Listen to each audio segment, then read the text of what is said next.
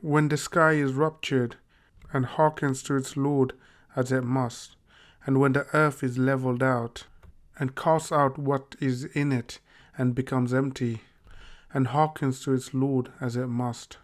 O man, you are labouring towards your Lord, and you will meet him.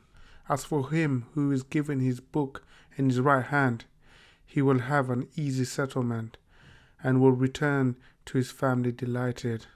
But as for him who is given his book behind his back, he will call for the death, and will enter the blaze. He used to be happy among his family. He thought he would never return. In fact, his Lord was watching him. I swear by the twilight, and by the night, and what it covers, and by the moon as it grows full.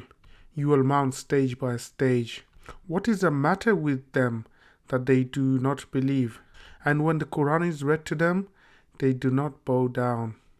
In fact, those who disbelieve are in denial, but Allah knows what they hide inside. So inform them of a painful punishment.